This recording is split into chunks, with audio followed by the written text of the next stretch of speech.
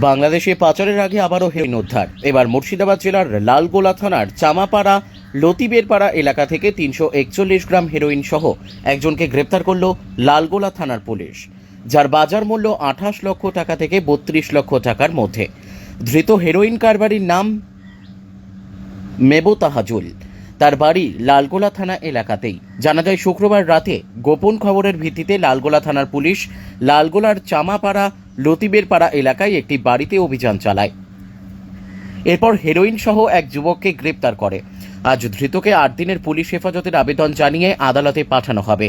এই মাদক কারবারির সঙ্গে আর কারা কারা যুক্ত আছে সেই বিষয়েও তদন্ত শুরু করেছে লালগোলা থানার পুলিশ। সোর্স ইনফরমেশন মারফত খবর পাই এই চামাপাড়া লতিবেরপাড়া মেফতাজুলের বাড়িতে অবৈধ হেরোইন কারবার হচ্ছে। তো সেই মোতাবেক আমরা এই জায়গায় রেড করি এর বাড়িতে, এবং ওর পজেশন থেকে প্রায় 341 গ্রাম হিরোইন আমরা উদ্ধার করি, এবং সাথে প্যাকেজিং এবং সিলিংয়ের জন্য আরও কিছু সরঞ্জাম আমরা ওর কাছ থেকে সিজ করি।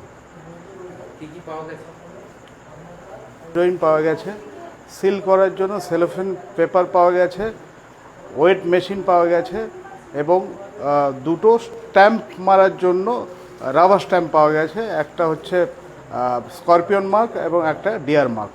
আচ্ছা, এই হেরোইনগুলো কোথায় নিয়ে যেত বা কিছু বলেছে? এটা প্রাথমিক সূত্রে যা পাওয়া যাচ্ছে, এরা বাংলাদেশে পাচার করতে। এটা এর বাজার মূল্য কত?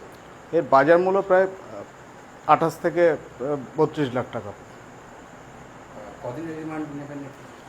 আমরা 7 থেকে 10 দিনের পুলিশ রিমান্ডের প্রেয়ার করব। ল্যান্ড কোড যতদিন অ্যালাউ করবেন সেই অনুযায়ী আমরা নেক্সট ইনভেস্টিগেশন করব।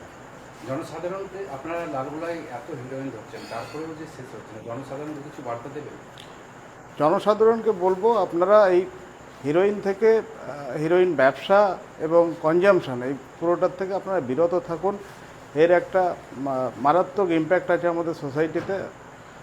সোসাইটিকে ওভারঅল খারাপের দিকে নিয়ে যায়। তো সমস্ত যারা শুভবুদ্ধি সম্পন্ন লালগোলাবাসী আছেন তাদের কাছে আমাদের একান্ত আবেদন, আপনারা আমাদের সাথে, পুলিশের সাথে কাঁধে কাঁধ মিলিয়ে এই হিরোইন মুক্ত লালগোলা তৈরি করার জন্য আপনারা এগিয়ে আসুন।